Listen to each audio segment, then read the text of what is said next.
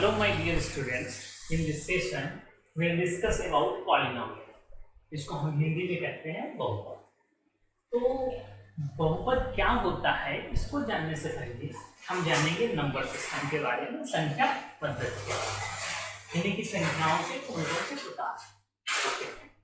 देखिए, सबसे पहला आता है नेचुरल नंबर। नेचुरल नंबर को हम हिंदी में कहते हैं प्राकृतिक संख्या। प्राकृतिक संख्याएं क्या होती हैं? वस्तुओं को गिनने के लिए जो प्रयुक्त संख्याएं होती हैं उनको हम बोलते हैं प्राकृतिक संख्याएं। Numbers which we use for counting objects are called natural number. तो प्राकृतिक संख्याएं को हम जो निरूपित करते हैं वो कैपिटल एन के द्वारा निरूपित करते हैं।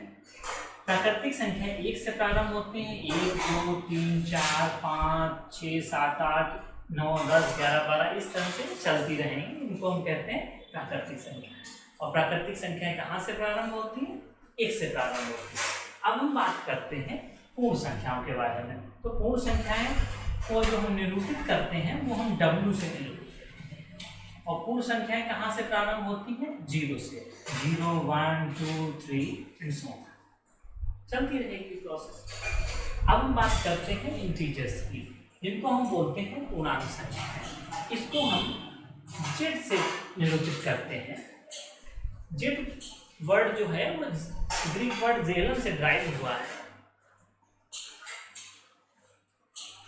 पूर्णांक संख्याएं क्या होती हैं? इसमें हम पूर्ण संख्याओं को भी शामिल कर लेते हैं और इसकी जो नेगेटिव वाली है -1 -2 and so on dot dot dot, यानी कि ऋणात्मक भी होती हैं, इसमें धनात्मक भी होती है, ऋणात्मक भी होती है, 0 भी मौजूद है।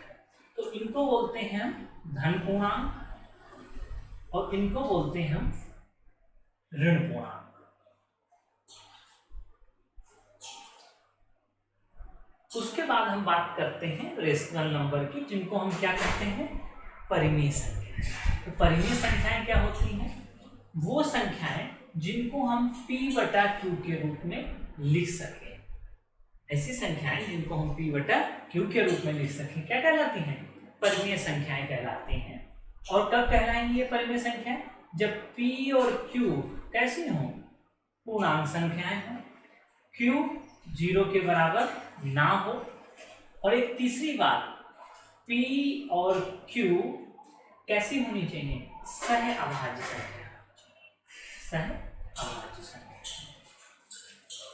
तो परिमेय संख्याएं क्या होती हैं? ऐसी संख्याएं जिनको हम P/Q, ऊपर वाले को बोलते हैं अंश और नीचे वाले को बोलते हैं हर। तो ऐसी संख्याएं जिसको अंश बटा हर के रूप में, यानी कि P/Q के रूप में लिखा जा सके, क्या कहलाती है? परिमेय संख्या। और P और Q होंगी कैसी? P और Q पूर्णांक संख्याएं हैं, Q 0 के बराबर नहीं होगा और P और Q क्या होगी? सह अभाज्य संख्याएं होंगी। इसके हम डिटेल में अभी नहीं जा रहे हैं, हमें सिर्फ सीखना है कि नंबर्स के टाइप्स कौन कौन से होते हैं। अब हम बात करते हैं इरेशनल के बारे में। इरेशनल क्या हो? अपरिमेय संख्याएं, जिनको हम हिंदी में कहते हैं। अपरिमेय संख्याएं क्या होती हैं? जो परिमेय संख्याएं ना, बस इतनी सी बात है। ऐसी संख्याएं जो परिमेय संख्या ना।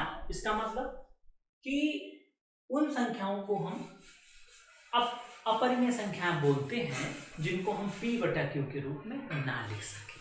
तो ये तो हो गया क्लासिफिकेशन किसका? नंबर्स का, संख्याओं का।